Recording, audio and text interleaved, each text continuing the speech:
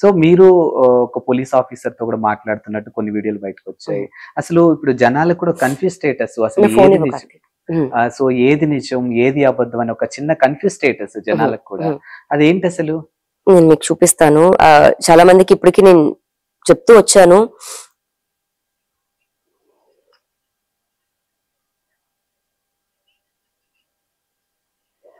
Okay, ఇది నేను మస్తాన్ సాయితో మాట్లాడుతున్న వీడియో అండి.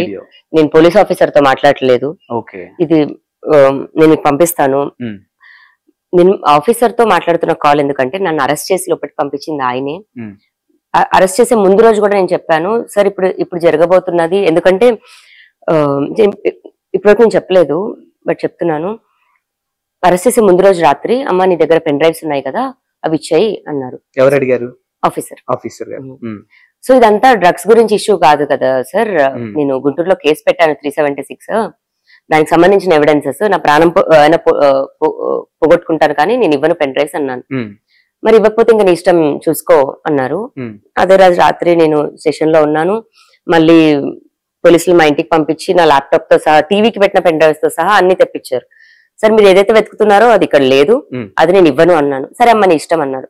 పొద్దున్నే నన్ను తీసుకొని వెళ్ళి రోడ్ పైన పంచనామా ఏదో చేసి నన్ను ప్రిజన్ పంపిస్తున్నారు. ఆ రోజు అదే ఆఫీసర్ నేను చెప్పాను, సరే ఇప్పుడు ఏదైతే మీరు చేస్తున్నారో దీనివల్ల మా జీవితాలు పోతాయి ఇప్పుడు అన్నాను.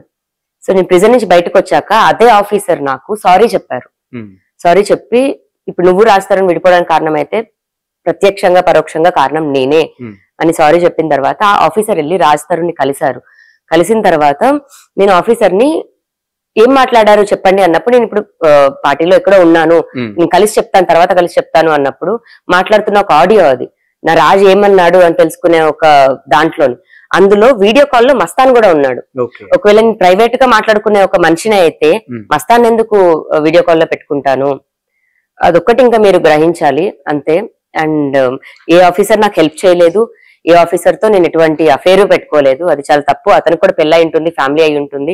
ఇదంతా మస్తాన్ సాయి ఇన్ని మంది పీపుల్ ఇన్వాల్వ్ అయినప్పుడు మస్తాన్ సాయి చేసింది పక్కకి వెళ్ళిపోతుంది అని ఒకే ఒక్క ఆలోచన అండి.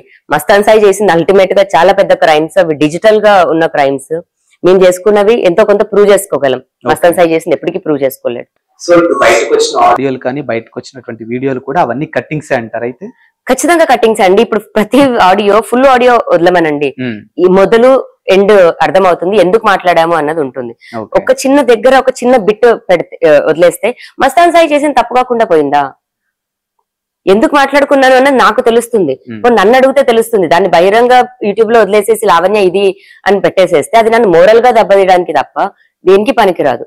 నేనే బయటకు చెప్పేసుకున్నాను ఎందుకు ఏంటి అని, తప్పు చేశానని నేను నా కంప్లైంట్ పేపర్ లో కూడా రాసుకున్నాక ఇంకా వాళ్ళు రిలీజ్ చేస్తుంది నేను మోరల్ గా దెబ్బతీయడానికి. నన్ను ఏదైతే బెదిరించారో అది చేస్తున్నారు వాళ్ళు. ఓకే, సో గుంటూరులో మీరు కేసు పెట్టింది మిమ్మల్ని అక్కడ అటాక్ చేశారు, ఏది వాళ్ళ చెల్లి పెళ్లి టైంలో వెళ్ళినప్పుడు మీతో పాటు ఇంకో నలుగురు వచ్చారు అని చెప్పారు. సో మరి వాళ్ళు దీన్ని అడ్డుకునే ప్రయత్నం చేయలేదా? వాళ్ళందరూ కూడా మస్తాన్ సాయి మనుషులేనండి. ఇప్పుడు నా పేర్లు చెప్పినా మళ్ళీ యాడ్ ఆనే అవుతుంది, బట్ మస్తాన్ సాయి మనుషులే ఫ్రెండ్స్ అందరూ కూడా. అంటే నాకు నవ్వు వస్తుంది, జాలేస్తుందండి. ఇప్పుడు ఇలాంటి ఒక జోనర్ లోకి నేను వెళ్తున్నాను అని తెలిసినప్పుడు ఒక సింగిల్ అమ్మాయి మీరు ఎలా వెళ్ళారండి?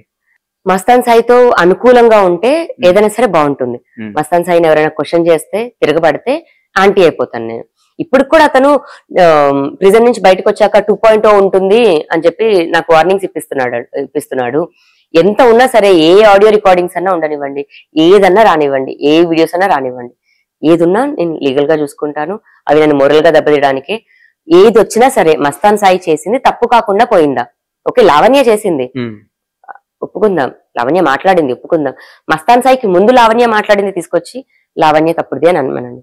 మస్తాన్ సాయి పరిచయం తర్వాత ఈ జర్నీలో నాకు తగులుతున్న దెబ్బలకి నేను ఒకరితో మంచిగా మాట్లాడుకుంటాను, ఒకరిని తిట్టుకుంటాను, ఒకరిని కొట్లాడుకుంటాను.